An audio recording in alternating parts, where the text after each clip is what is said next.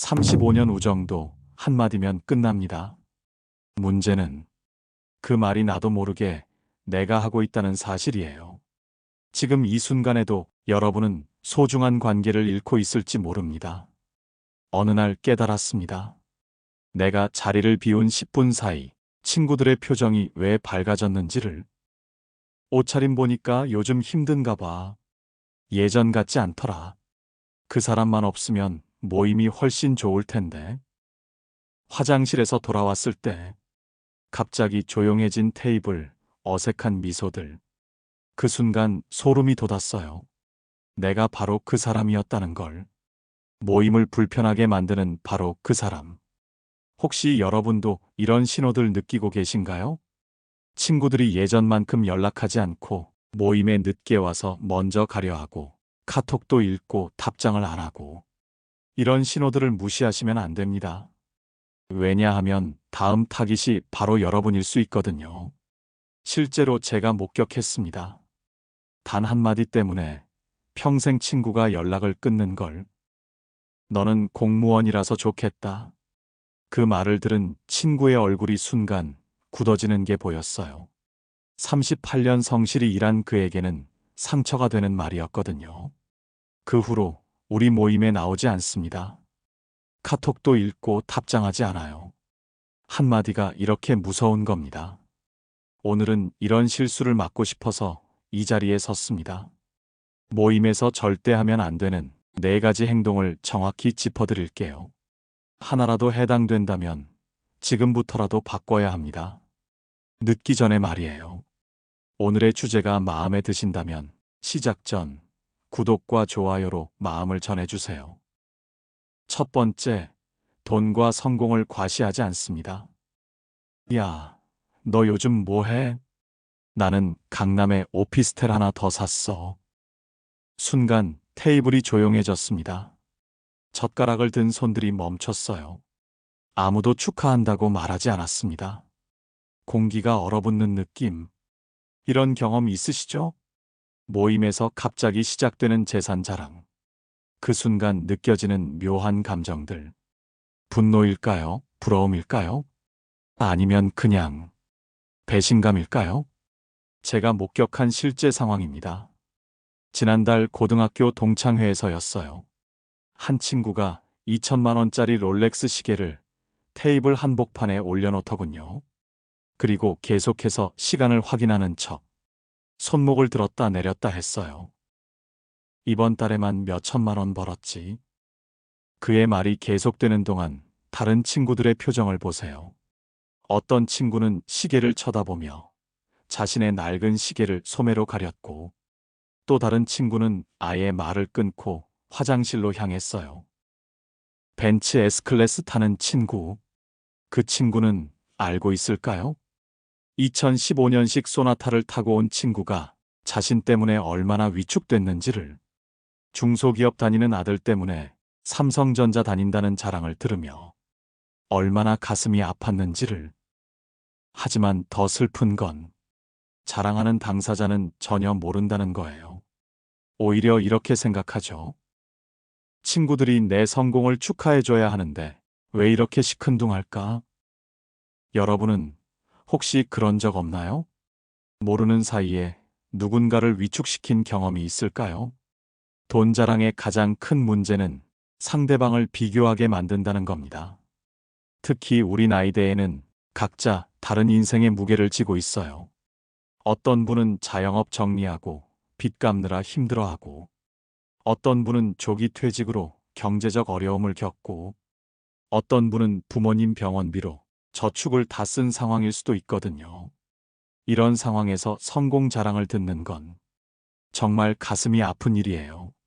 그런데 성공한 친구들도 나름의 이유가 있을 겁니다.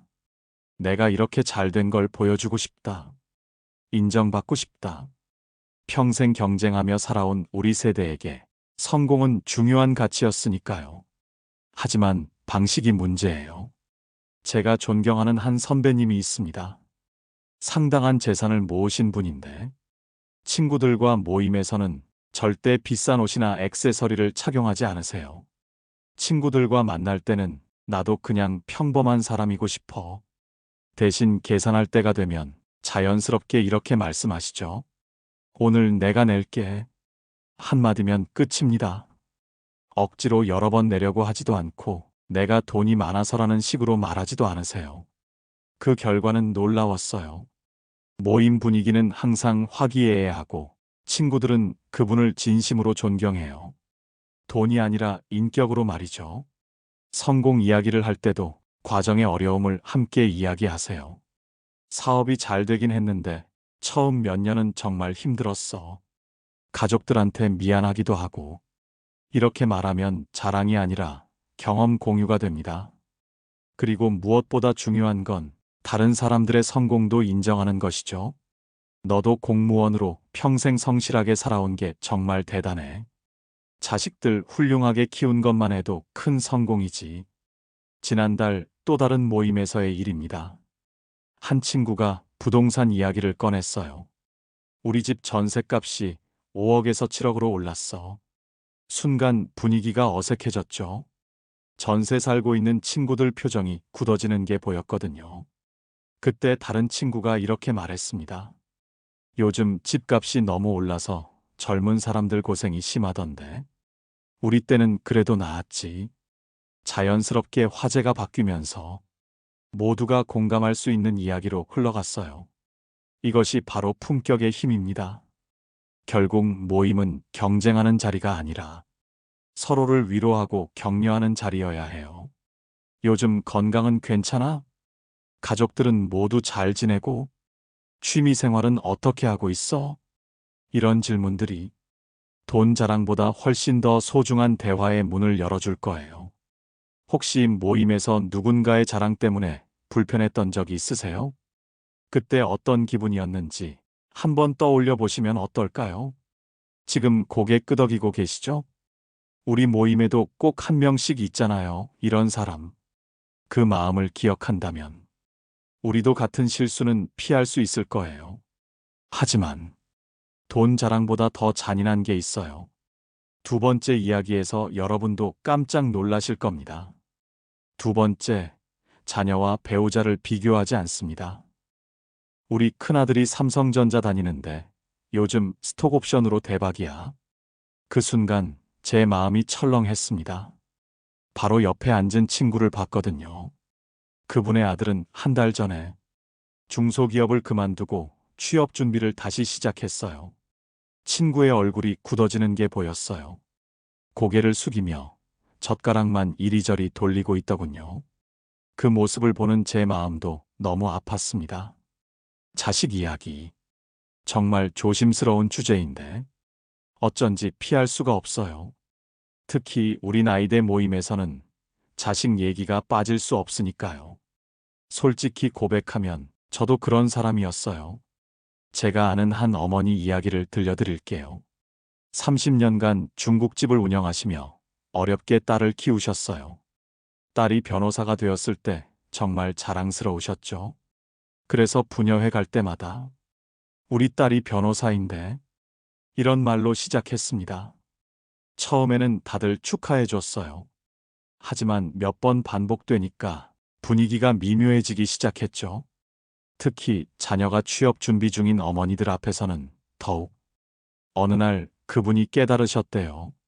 화장실에서 나오는데 다른 어머니들이 속삭이는 소리를 들어버린 거예요. 또 딸 자랑하네. 우리 기분도 좀 생각하지. 그때 가슴이 철렁했다고 하세요. 내가 다른 어머니들을 이렇게 불편하게 만들고 있었구나. 여러분도 혹시 이런 경험 있으신가요? 좋은 마음으로 한 말이 누군가에게는 상처가 된 적. 지금 뜨끔하신 분들 있으시죠? 댓글로만 살짝 고백해 보세요. 여러분만 그런 게 아니에요. 자식 비교의 문제는 단순히 상대를 불편하게 하는 것을 넘어선다는 거예요. 더 심각한 건 자식들에게도 악영향을 미친다는 거죠. 엄마가 또 자랑했지? 남들한테 뭐라고 말했어? 자식들이 이런 부담을 느끼게 되면 오히려 가족 관계가 나빠질 수 있어요. 그리고 무엇보다 모든 자식은 각자 다른 재능과 다른 길을 가지고 있다는 거예요. 의사가 되는 것만이 성공일까요? 대기업에 다니는 것만이 자랑일까요? 제가 알고 있는 한 가정 이야기예요. 그 집 첫째는 대법원 판사가 되었고, 둘째는 화가의 길을 선택했어요. 사회적으로 보면 첫째가 더 성공한 것처럼 보이죠. 하지만 어머니는 항상 이렇게 말씀하셨어요. 두 아이 모두 자신의 길에서 최선을 다하고 있으니 그것만으로 충분해. 큰아이는 법으로 사회에 기여하고, 둘째는 예술로 사람들에게 감동을 주고 있어. 둘 다 자랑스러운 내 자식이야. 배우자 이야기도 마찬가지예요. 우리 남편이 요리도 잘하고 집안일도 도와줘서 정말 좋아요. 듣기에는 좋은 말이지만 다른 분들에게는 부담일 수 있어요. 특히 갱년기 이후 부부 관계가 어려워진 분들에게는 더욱 그렇죠. 며느리나 사위 이야기는 더 조심스러워요. 우리 며느리가 의사라서 병원비 걱정이 없어요. 이런 말을 들으면 며느리와 관계가 어려운 분들은 어떤 기분일까요? 얼마 전 아파트 분여회에서 목격한 일입니다. 한 어머니가 계속 며느리 자랑을 했어요. 우리 며느리가 피부과 의사라서, 또 임신했는데 일도 계속한대요. 그러다가 다른 어머니가 조용히 말씀하셨어요. 며느리분이 일하면서 육아까지 정말 힘드시겠어요. 어머님이 많이 도와주셔야겠네요. 순간 분위기가 바뀌었어요. 자랑에서 걱정으로, 경쟁에서 공감으로 말이에요. 이것이 바로 품격 있는 대화의 힘이에요. 진정 품격 있는 사람들은 이런 상황에서 어떻게 행동할까요? 첫째, 자랑보다는 고민을 나눕니다. 요즘 아이들 취업이 정말 어렵던데 다들 어떻게 지내세요? 이런 식으로 공감대를 형성하는 거죠. 둘째, 다른 사람의 이야기에 더 집중합니다. 자신의 이야기를 하더라도 상대방의 반응을 살피며 적당한 선에서 멈출 줄 알아요. 제가 존경하는 한 어르신이 있습니다. 네 자녀를 모두 훌륭하게 키우셨는데 절대 자식 자랑을 하지 않으세요. 대신 다른 분들의 자식 걱정을 진심으로 들어주시고 따뜻한 조언을 해주시죠. 아이들은 다 때가 있어요. 조급해하지 마시고 기다려주시면 됩니다. 이런 말씀 한마디가 얼마나 큰 위로가 되는지 몰라요. 모든 가정에는 보이지 않는 어려움이 있기 마련이에요. 겉으로는 행복해 보이는 집도 나름의 고민과 아픔이 있을 수 있죠. 그렇기에 서로를 이해하고 배려하는 마음이 필요해요. 여러분 모임에서는 어떤가요? 가족 이야기 나올 때 모두가 편안해 하시나요? 아니면 누군가는 조용해지는 분위기인가요? 정말 무서운 건 이런 상처들이 쌓인다는 거예요. 그런데 더 큰 문제가 있어요. 세 번째 이야기를 들으시면 등골이 오싹할 겁니다. 세 번째, 다른 사람의 뒷담화를 하지 않습니다. 잠깐 화장실 좀. 한 친구가 자리를 뜬 순간 남은 사람들 중 한 명이 목소리를 낮춰 속삭였어요. 쟤 요즘 사업이 안 되나 봐. 차림새를 보니 예전 같지 않더라. 순간 테이블의 공기가 얼어붙었습니다. 누구도 고개를 끄덕이지 않았지만 누구도 제지하지도 못했어요. 그리고 모두가 같은 생각을 했죠. 내가 화장실 가면 나에 대해서도 이런 말을 할까? 소름이 돋았어요. 뒷담화. 정말 무서운 거예요. 한순간에 모임의 분위기를 도구로 바꿔버리거든요. 제가 목격한 실제 사례를 말씀드릴게요.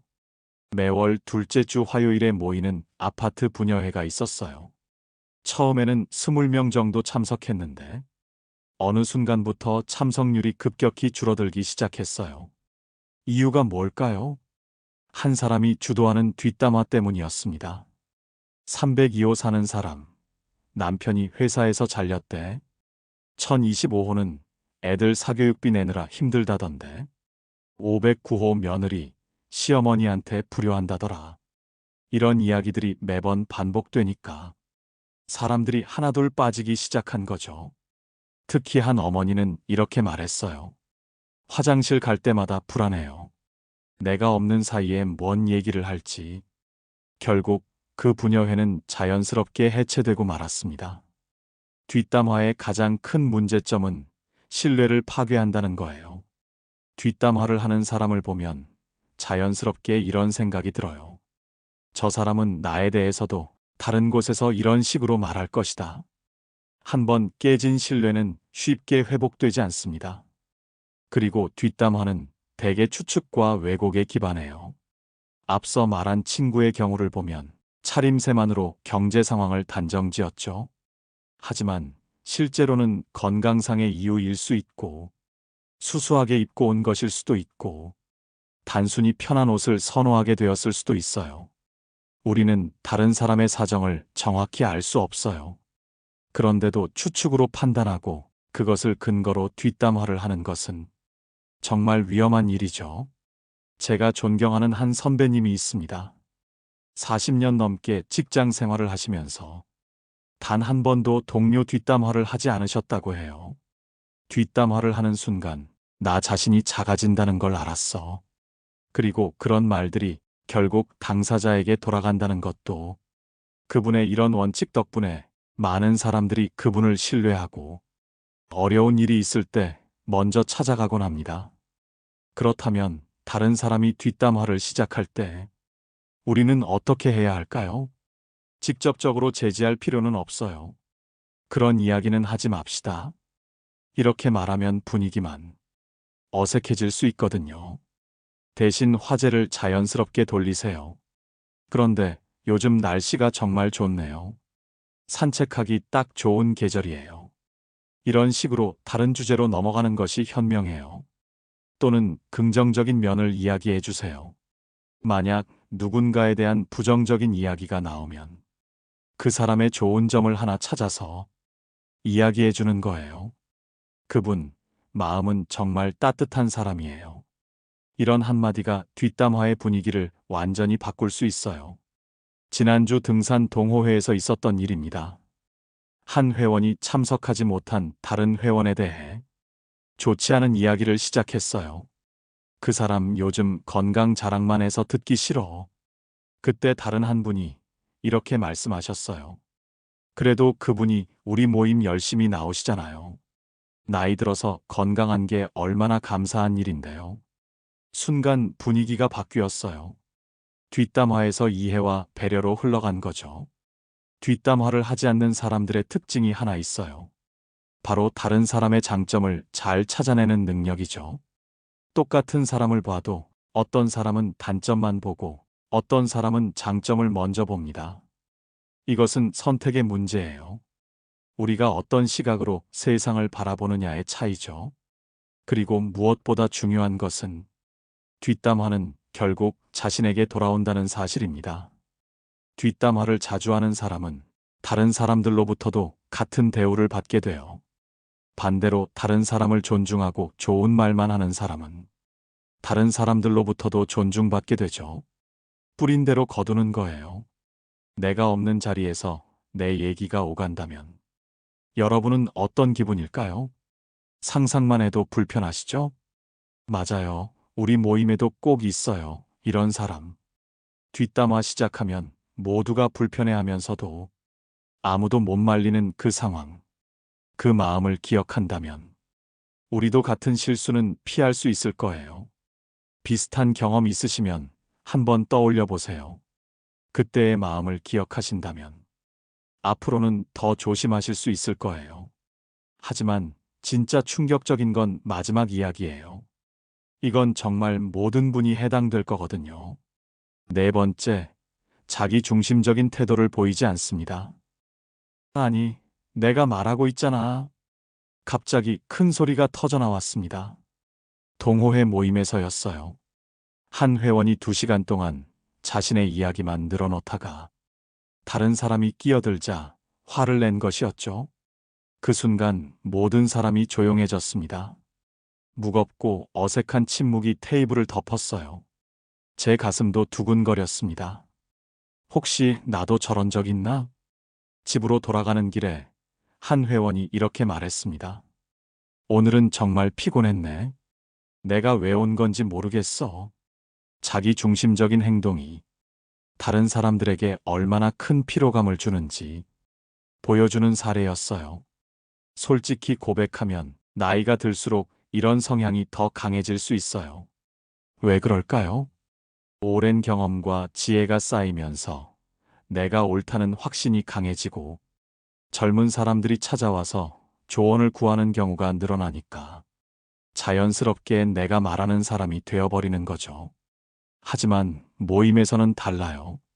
모임은 일방적으로 말하는 자리가 아니라 서로 이야기를 나누는 자리거든요. 자기 중심적인 태도에는 여러 가지 형태가 있어요. 아, 그거 나도 비슷한 경험이 있는데. 이런 식으로 시작해서 결국 자신의 이야기로 끝내는 거죠. 상대방의 이야기는 단순히 자신의 경험담을 꺼내는 도구로 사용하는 셈이에요. 또는 상대방이 이야기하는 동안 자신이 다음에 할 말만 생각하고 있는 거예요. 그러다 보니 상대방의 말이 끝나기도 전에 자신의 이야기를 시작해버려요. 내가 젊었을 때는 이랬는데 요즘 사람들은 왜 저럴까? 자신의 경험과 가치관을 절대적 기준으로 생각하는 것도 자기 중심적인 태도예요. 그런데 품격 있는 사람들은 정반대예요. 다른 사람들에게 진정한 관심을 보여요. 제가 아는 한 어르신의 이야기를 해드릴게요. 그분은 항상 모임에서 가장 인기가 많으신데 그 이유는 다른 사람의 이야기를 정말 잘 들어주시기 때문이에요. 누군가 이야기를 시작하면 고개를 끄덕이며 집중해서 들으시고 적절한 때에 질문도 하시고 공감의 표현도 해주세요. 그때 정말 힘드셨겠네요. 우와, 정말 대단하시네요. 그래서 어떻게 되었나요? 이런 반응들 때문에 사람들은 그분과 이야기하는 것을 정말 좋아해요. 물론 그분 자신의 이야기도 흥미롭고 지혜로워요. 하지만 그보다 더 큰 매력은 다른 사람들을 배려하는 태도인 것 같아요. 어떻게 자기 중심적인 태도를 피할 수 있을까요? 2대1 법칙을 기억하세요. 내가 한 번 말할 때 다른 사람들의 말을 2번 들어주는 것입니다. 이렇게 하면 자연스럽게 대화의 균형이 맞춰져요. 질문하는 습관도 중요해요. 그래서 어떻게 되었나요? 그때 기분이 어떠셨어요? 요즘은 어떻게 지내세요? 이런 질문들이 상대방으로 하여금 더 이야기할 수 있게 만들어줘요. 내 경험을 이야기할 때도 상대방과 연결점을 찾아보세요. 저도 비슷한 경험이 있는데 그때 정말 힘들었거든요. 그런데 어떻게 극복하셨어요? 이런 식으로 자신의 경험을 상대방을 이해하는 도구로 사용하는 거예요. 다른 사람의 가치관과 생각을 인정하는 것도 중요해요. 그런 생각도 있군요. 저와는 다른 관점이네요. 새로운 시각을 알게 되었습니다. 이런 표현들이 상대방으로 하여금 존중받는다는 느낌을 갖게 해줘요. 지난달 골프 모임에서 있었던 일입니다. 한 회원이 계속해서 자신의 골프 실력 자랑만 했어요. 내가 이번 라운드에서 버디를 3개나 잡았어. 나 같은 핸디캡 가진 사람 우리 중에 또 있어? 다른 사람들이 골프 이야기를 하려고 해도 계속 자신의 이야기로 돌렸어요. 결국 모임 분위기가 완전히 김이 새버렸죠. 그런데 또 다른 회원은 정반대였어요. 자신도 실력이 뛰어난데도 항상 다른 사람들을 먼저 격려해 주는 거예요. 오늘 병만 씨 드라이버 샷 정말 좋았어요. 승철 씨는 퍼팅이 많이 늘었네요. 어떤 사람과 함께하고 싶으시겠어요? 자기 중심적인 태도를 버리는 것은 단순히 예의의 문제가 아니에요. 그것은 관계의 질을 결정하는 중요한 요소입니다. 내가 다른 사람에게 관심을 보이면 다른 사람도 나에게 관심을 보여요. 내가 다른 사람을 존중하면 다른 사람도 나를 존중하죠. 자기 중심적인 태도를 버리면 오히려 자신에게 더 많은 것이 돌아온다는 사실도 알게 돼요. 다른 사람들의 이야기를 들으면서 새로운 지식을 얻게 되고 다른 관점을 이해하게 되며 인생의 지혜도 더 풍부해져요. 결국 다른 사람에게 관심을 갖는 것이 자신을 더 풍요롭게 만드는 길인 셈이죠. 얼마 전 문화센터 모임에서 정말 인상 깊은 장면을 봤어요. 80세가 넘은 한 할머니가 60대 후배들의 이야기를 정말 진지하게 들어주시는 거예요. 요즘 젊은 사람들은 정말 대단해요. 우리 때와는 완전히 다른 환경에서 살고 있으니까 얼마나 힘들겠어요. 그분을 보면서 깨달았어요. 진정한 어른은 자신의 경험을 자랑하는 사람이 아니라 그 경험으로 다른 사람을 이해하고 배려할 줄 아는 사람이라는 것을. 여러분은 평소에 대화할 때 내 이야기와 상대방 이야기의 비율이 어떤가요? 지금 뜨끔하신 분들 계시죠? 아, 벌써 댓글창 열어보신 분도 계시고. 괜찮아요. 우리 모두 그래요. 완벽한 사람은 없으니까요. 지금까지 품격 있는 사람이 모임에서 절대 하지 않는 4가지 행동에 대해 이야기했습니다. 첫째, 돈과 성공을 과시하지 않기. 둘째, 자녀와 배우자를 비교하지 않기. 셋째, 다른 사람의 뒷담화를 하지 않기. 넷째, 자기 중심적인 태도를 보이지 않기. 이 4가지를 정리해보면 결국 하나의 키워드로 수렴됩니다. 바로 배려입니다. 하지만 솔직히 말하면 이런 배려가 항상 쉽지는 않아요. 특히 우리 세대는 평생 경쟁하며 살아왔거든요. 초등학교 때부터 성적으로 경쟁하고, 대학 입시에서 경쟁하고, 취업할 때도 경쟁하고, 직장에서도 승진을 위해 경쟁하고, 이제 와서 갑자기 경쟁하지 말고 배려하며 살자고 하면 어색할 수밖에 없어요. 더군다나 각자의 인생이 달라져 버린 지금 경제적 격차도 벌어지고 자식들 성취도도 다르고 건강 상태도 제각각이니 자연스럽게 비교하게 되는 거죠. 그래서 저는 완벽하지 않아도 된다고 생각해요. 우리는 성인군자가 아니니까요. 다만 조금씩 조금씩 나아진다면 그것만으로도 충분하지 않을까요? 예를 들어 오늘 친구를 만날 때 내 이야기를 10분 했다면 친구 이야기도 10분 들어주기. 내 자식 자랑을 했다면 친구 자식 걱정도 함께 나누기. 누군가 뒷담화를 시작하면 자연스럽게 화제 돌리기. 이런 작은 실천들부터 시작해보는 거예요. 지난달 고등학교 동창회 이후로 저도 많은 변화를 시도해봤어요.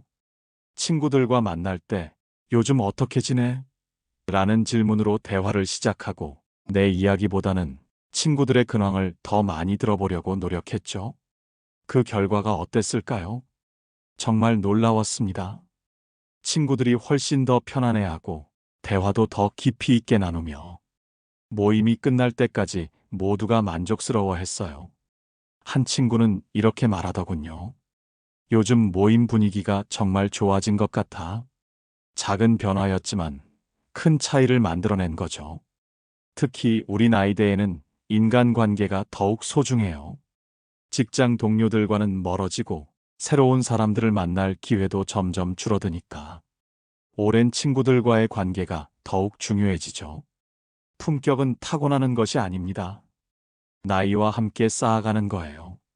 우리가 살아온 세월만큼 경험도 쌓였고 지혜도 늘었으니 이제 그것들을 어떻게 사용할지 선택하는 일만 남았어요.